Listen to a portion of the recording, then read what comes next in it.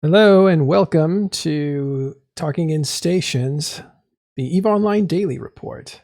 I am Matterall here with Maddoxar. Hello, how's it going, everybody?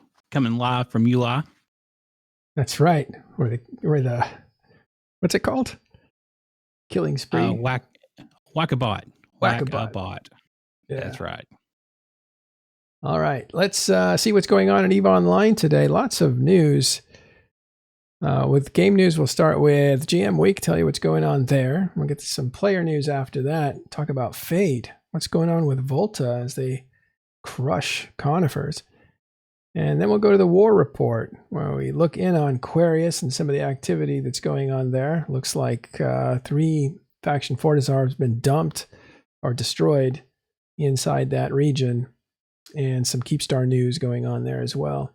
We'll take a look at Fountain as well to see what's going on with Initiative as they take over the Sov for take it from Horde. So we'll see what's going on in Fountain as well. Thanks again for joining us. Let's get started.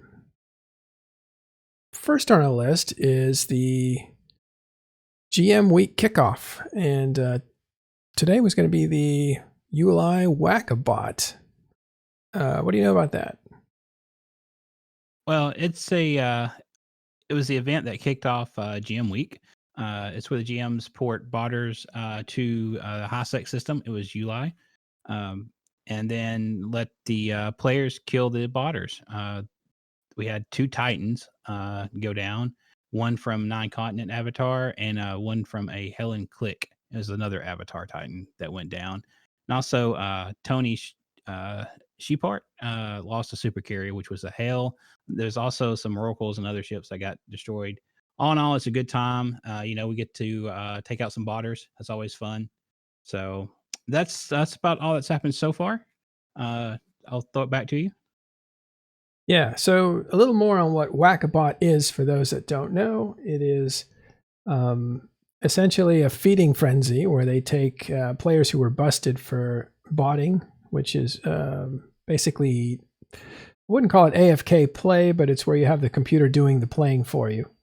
And they confiscate ships, and then they take those accounts and ships and they ban them. And what they do is they take their most prized possessions, if they have any, and they dump them into this system with a lot of waiting players. And the players then get to target and destroy these ships and add it to their kill list, or basically their kill board.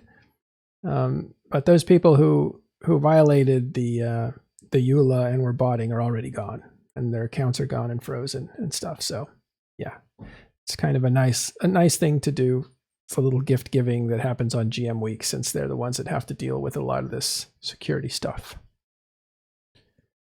Right, and a little more, this is not necessarily game news, but this is Talking in Stations. We've done some changing of our channels. So if you come to the Discord and things look a little bit different, be prepared for that. We've given Echoes a much higher profile than it had before. So Talking in Stations is now pretty much EVE Echoes and EVE Online at the same time. All right, cool. We'll go to player news now. We're looking on Volta. There's a series of battles. Oh yeah, they've been busy. Yeah. So this is the summary of what's been going on with Volta so far. And I'll just read this as a chronology of sorts. So on day 1, the entosising began, and there were equal number of Drakes and HFIs. Those are Hurricane Fleet issues. And that they scrapped, and it looks like the Conifers lost this one pretty handily. They were outmatched with not only ships, but also people. So Conifers are not what they used to be a few months ago, when they had more people and they were absorbing a lot of people. On day 2, the reffing of jump bridges began, and here's a fight with 13 Ravens and 7 Semis. A little bit of skirmishing. And Conifers bought Ravens that time, and only did about 20% efficiency. On day 3, there's more reinforcing jump bridges. And we have a fight here with, well, this one is, these are all relatively small fights, under 10 billion-esque. Unusual scale that we look at, this is small, but these guys are relatively small groups. Volta is not that huge. Looks like Volta took a couple of shots here to their basilisks. Those are their logistic ships. And Conifers did well there, looks like. Well, maybe not at 20%. Then on day 4, so that was only day 3. On day 4, defending the anchoring Astra House, they did not drop dreads as we expected, but here's that fight. Also on day 4, again defending Astra Houses. 34 Abaddons versus about 30 hacks. And looks like RHP, they'll come into the story a little bit later, was assisting Conifers with some, at least with some logistics there. But Conifers pretty much got wiped out here. Yeah, they got like a 5%. So Volta really ruled them there. That was day 4. Okay, and then day 5 rolled around, and they were defending an Astra House final timer from Banderlogs.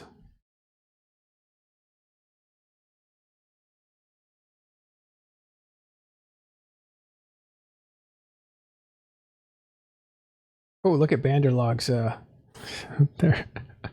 Their mascot, crazy. So again, this is day 5. Day 6, this is Volta defending and anchoring Astra House from UFC and Wangs. So UFC is Conifers, United Federation of Conifers.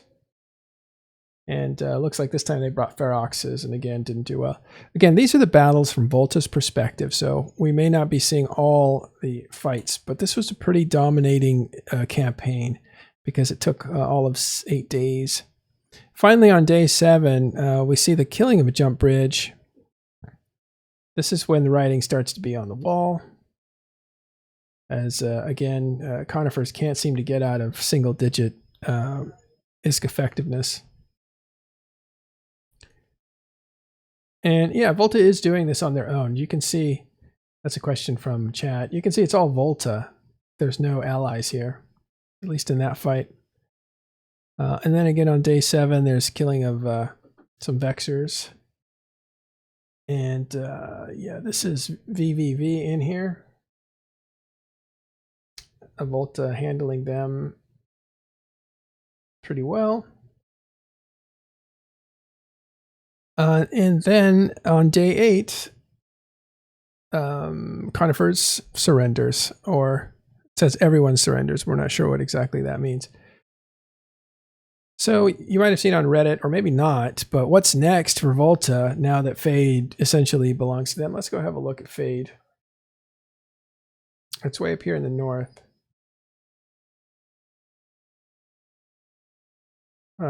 This is Volta's symbol. They own the iHubs, so they took it over. I mean, it's pretty convincing. I don't see any trace of, let's look here, Conifers. So they may have just bailed. Yep, that's not them. So Fade really taken over in 8 days by Volta. It's pretty incredible. Looks like they had a couple systems at the top left there. A Fade. Oh yes, UFC. Okay, they were dark. You're right. There's 3 systems left, so it's not completely over. But I think they have seeded the regions to these guys. So we're asking what's next. But what they've done with RHP, which is a group of German industrialists, and they have people from all over the world, like Asia, and this Respect, Honor, and Passion is the name of their group. I think there's 1,800 of them. And they're called RHP, and they've been in that area for 4 years.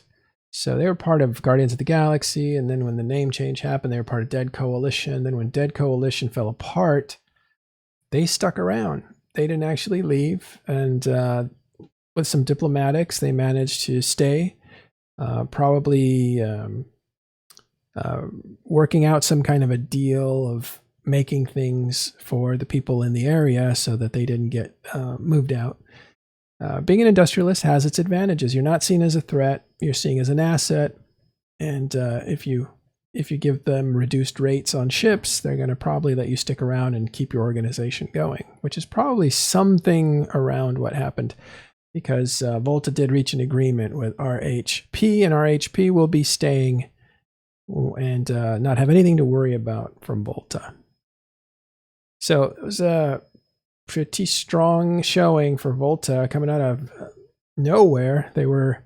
Volta's always been a strong name, but they kind of disappeared. They just reemerged and put the smackdown on Fade. I'd like to hear Conifers' side of the story to see if there's anything there, but Conifers does look a little bit smaller than they did before. Conifers was kind of a darling like 6 months ago to a year ago.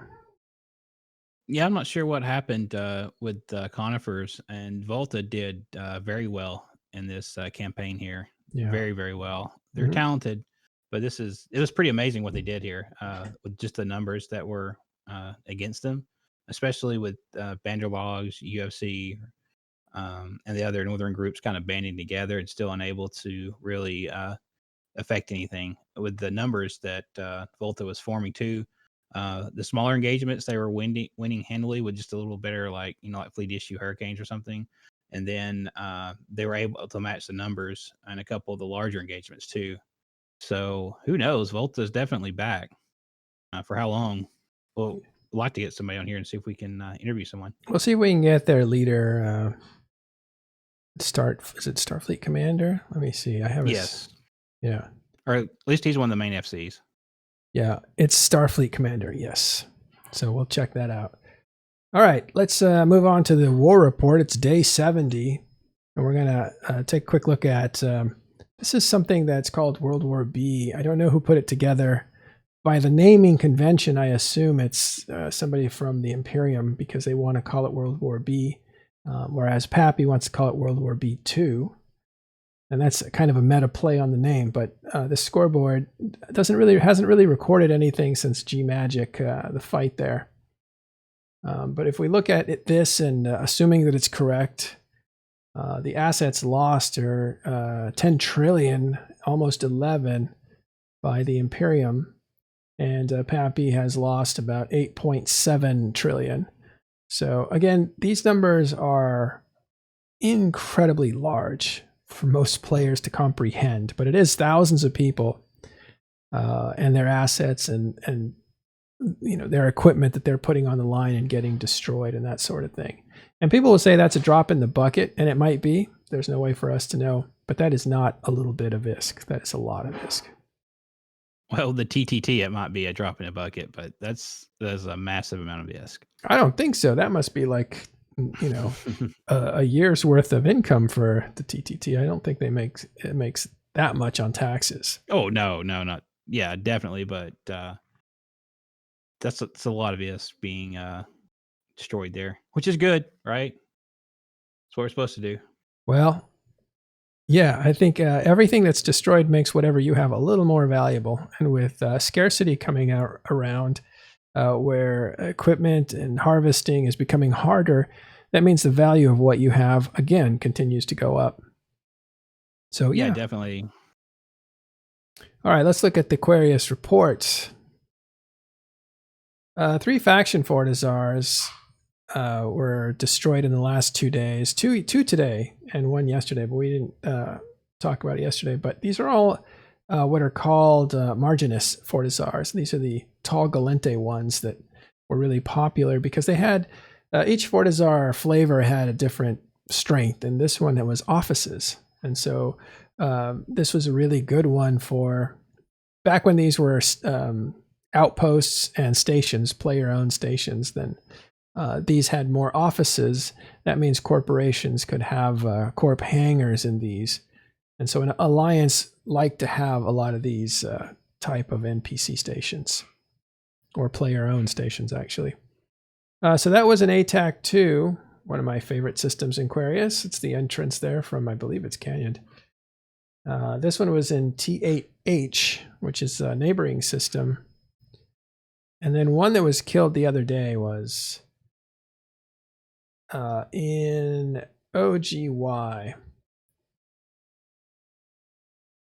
And there was also and these look to be dropped here instead of being transferred over, because they did not have the special rigs that came with them. So yeah, this might the standard rigs.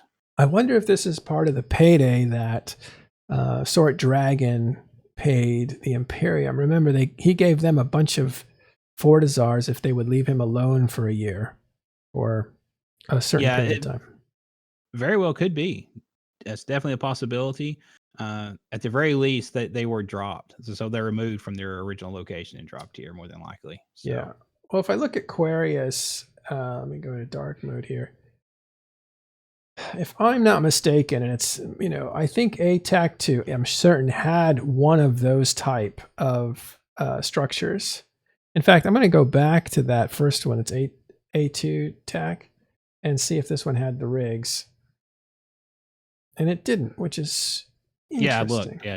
Yeah. So either they removed them for some reason, or it was dropped here. So there's no really, Well, because that was the type of station that was in A2 TAC. I remember it because I used to live there. TH8 also had a station, I believe, but that one wasn't original to it. And LTAC 6 over here had a station, I'm pretty sure. But none of those are original, so they must have been pulled up and moved. And then other Fortazars were put down in their place. Well, it wouldn't have mattered. They were taken out. I don't think there was a fight over them. They were just removed. Yeah. I would suspect to see the value of these increase as more and more of these faction forts start to die. There's still quite a few in the game, but at this rate, who knows? Yeah, you can see the reason that we highlight these is because they're worth 50 billion. That's not a small number. 3 of them destroyed. It's 150 billion worth of faction Fortazars.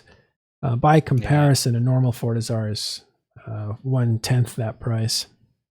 Yeah, and these aesthetically, these are probably my favorite Fortazar design-wise. So really hate to see these go. Yeah, it's too bad. Okay, let's look at more Quarious information. I'll drag this down a little bit. One thing that's interesting is yesterday there was a Keepstar that was dropped in 1M4. You can see that right here. That's the first station in Quarious. Sorry, that's the first Keepstar in Quarious on behalf of PAPI.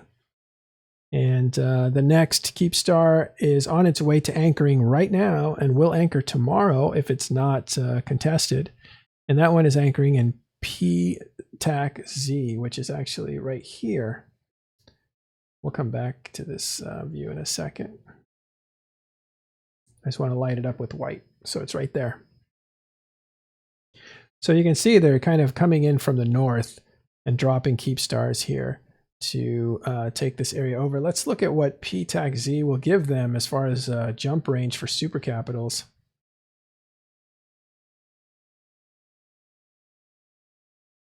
It's only inside Aquarius that you can jump, but you cover essentially most of the region, but you do miss some. Oh, and actually a key system here, 49 TAC. So you can catch it there. And that might be one of the strategic advantages, because from this P.A.P.I they can hit 49 TAC U. And that is important. You can also hit ATAC B over here, should you want to. But what's interesting is this one here, 1M4. Let's take a look at that jump range, or jump range from there. So this is the more northern Keepstar. This one can hit Conid, and it can hit Corazor and Quarious as well. Let's look at Quarious.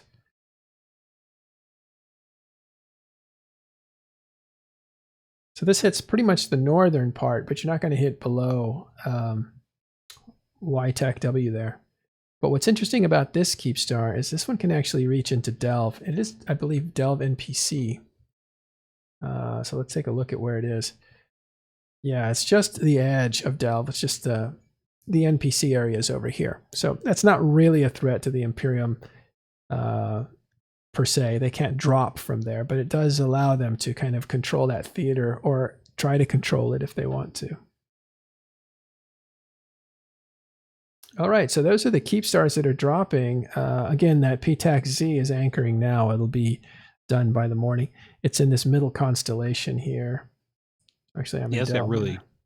really good jump ranges on that Keepstar. They're going to be able to control most of Quarious from that one Keepstar.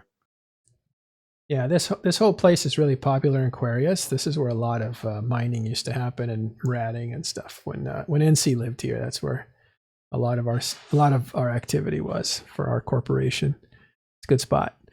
Okay, another item for Quarious is an iHub in WV6 has been taken down, and there is a Keepstar in that system that belongs to Goonswarm.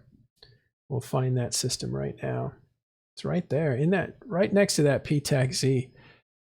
Again, there is a Keepstar in there. That's a very popular system. I remember it's a dead end system. It's a good place to kind of live. There is a Keepstar in there, but its iHub is now destroyed, which means that the Imperium Keepstar in there is probably going to be destroyed relatively soon. Yeah, from the looks of it, I wouldn't expect any strong resistance. You want to take this next one, Horde Munins and NC Feroxes? All right, that was a little battle that happened today. What system was that in? 1 second here. ZAU TAC JW. Yeah, ZAU TAC JW. Right. So this happened over an iHub in an adjacent system. And I guess the two fleets were there and they started fighting. They ended up fighting on one of the Goons faction Fortazars, the Mar faction Fortazar.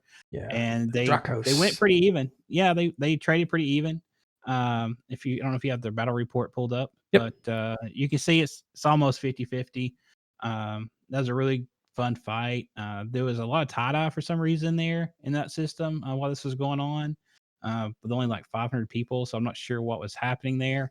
But definitely looked like it was a little fun engagement for everybody. Unfortunately, I guess the PAPI forces probably won the iHub timer and just followed the Goons back and just got in a brawl. Goons, siloed in some reinforcements, which probably kind of helped even up the tally there. So other than that, I'll throw it back to you. That's all I got on that. Right. So that wraps up Querious. A lot of activity. That is the area where things are happening that are going to be consequential. So we're going to watch out for Querious in the this region is going to be seeing a lot of combat. You see Fraternity in there, Goonswarm Federation's in there. They're definitely mixing it up because this is consequential territory right now. This is where the war front really is. So we'll keep an eye on Quarious. But for now, we'll leave that there and we'll go over to. Let's go back to Fountain. Check up on what's going on there.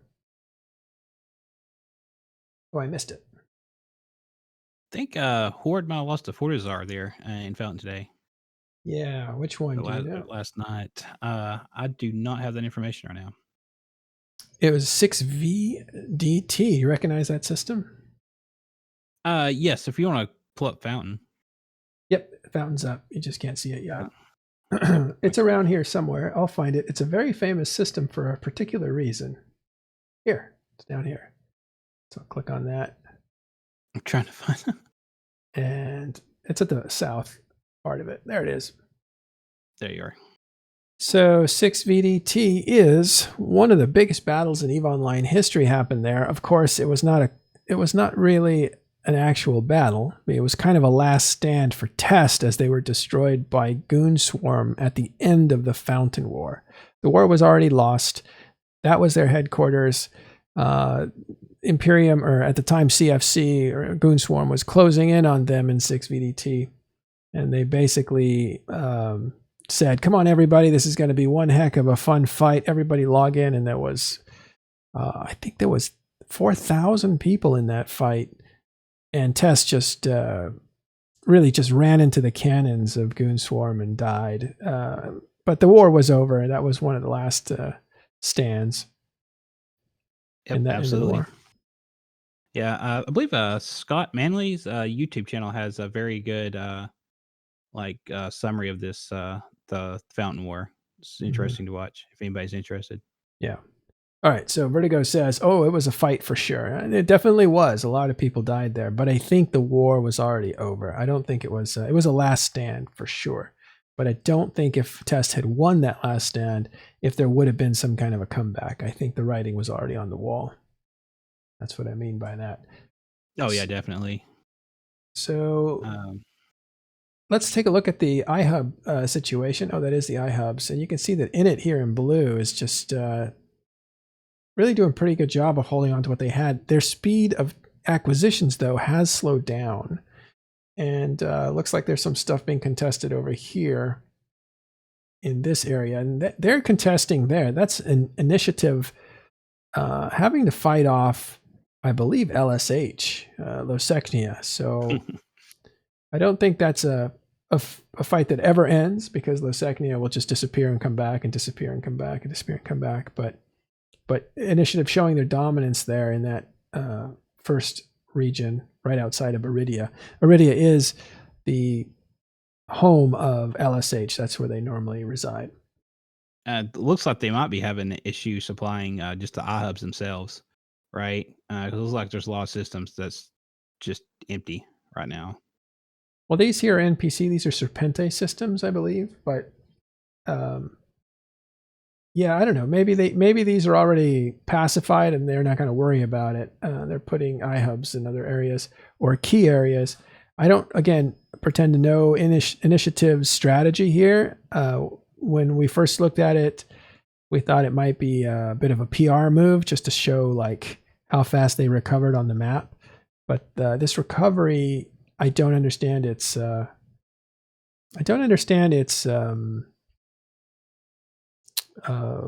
value, or what they're trying to do here, because as we discussed yesterday on the Sunday show, if you didn't see that, you should check it out. It's a really good show. I think we talked a lot about the war and some of the stuff that's going on, and essentially the constriction of Delve and how that's beginning. We should actually talk about that. First, though, before we go on and talk about Delve, let's actually have a look at statistics here. We want to note that Pandemic Horde in Fountain has lost 66 systems, and Initiative's picked up already 62 of those. Now, I believe that's sovereignty, that's not iHubs, so it's just a little bit more decorative than actual. But it is a sign that Horde has abandoned Fountain, as you know, and Initiative is picking it all up and taking it. And then you have Losechnia here that's picked up 13 systems. Now, this is over the last 7 days, so they may be in the process of losing these, but these are all in Fountain. And it's really interesting to see them take space. Yeah, so either way, TCU's iHubs, they're another group in that same area that is a little heftier is NSH, which is Nullsechnia Schulpen, and that's just a joke name on Losechnia, as we've explained a few times. These guys did pick up a bunch of systems, but they are being contested right now and actually being lost to Initiative. But these guys are a bit heftier. They're led by, I believe they're led by Iron Armada. Tridget's the CEO of that group.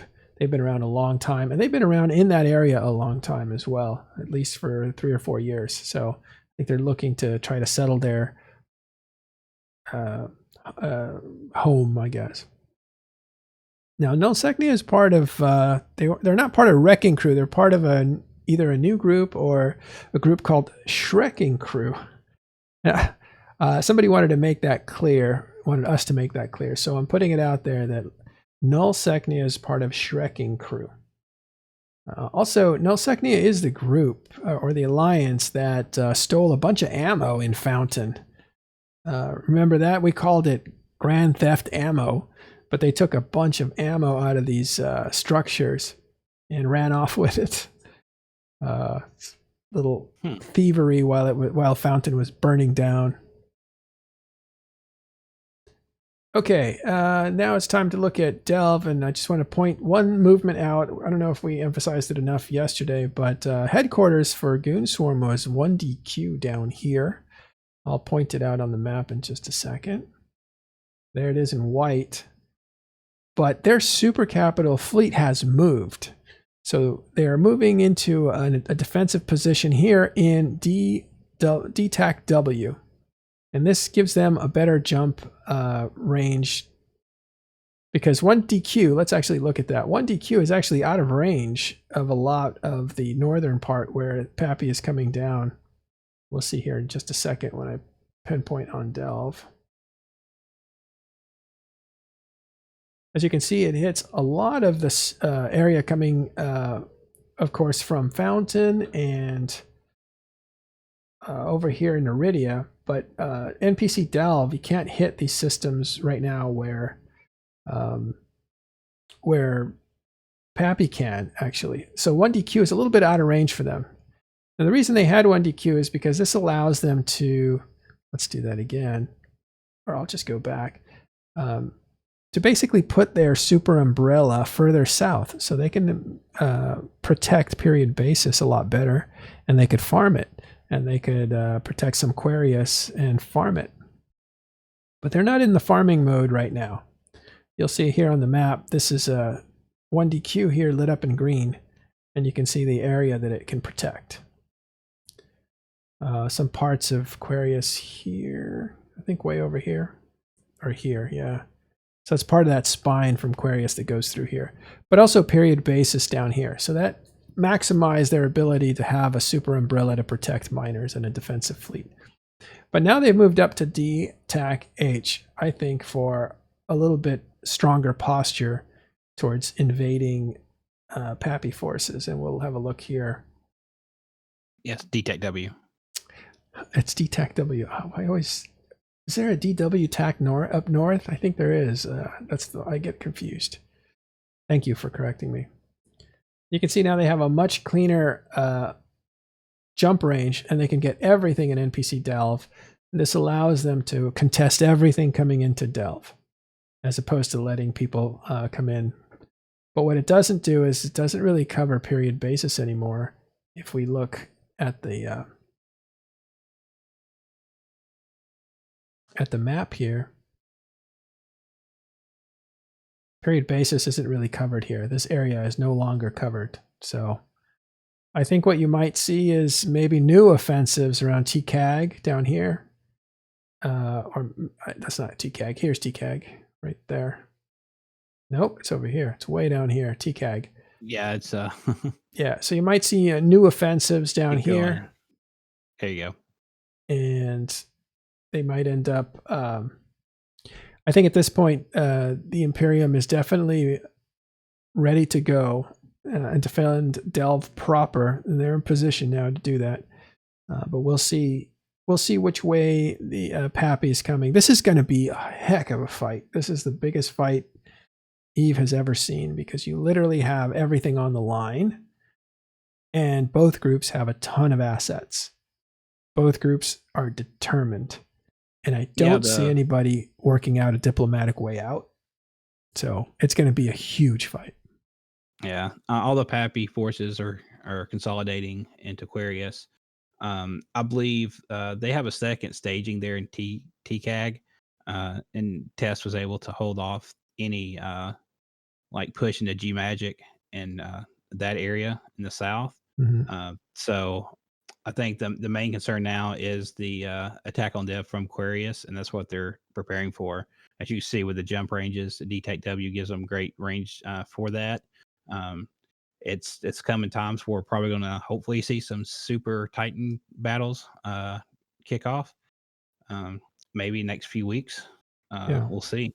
So it's going to get real exciting. So this is where Imperium's going to have to start actually defending their space and putting up a fight or retreat to wherever they're going. So yeah, I want to keep in mind that there are different strategies at work here. I think Imperium would like to wound PAPI in a significant way to deter them. That would change momentum quite a bit.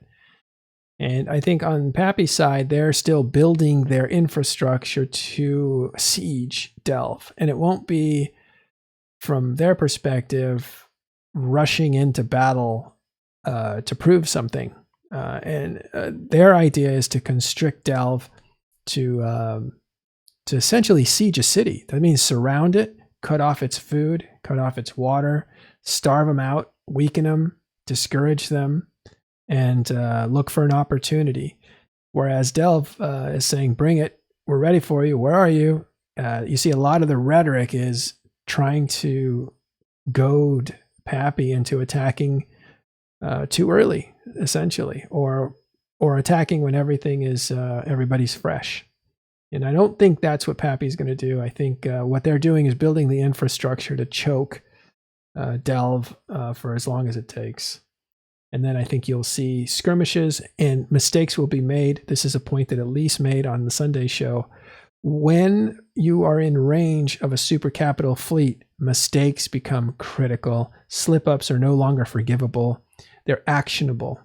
And at that point, you will start to see mistakes cost people, whereas before you can get away with it. So we'll see. It's going to be exciting. I would love to see the actual percentage of Titans and super capitals in this area now. The concentration, yeah. Yeah, like what percentage of the overall like Titan and super capital ships in the game are concentrated in this one area. Right. Well, that's it for today. That's all we have time for. Do you have anything else, Mannix? Not today. That should be everything. We'll be back tomorrow. We'll scrounge up.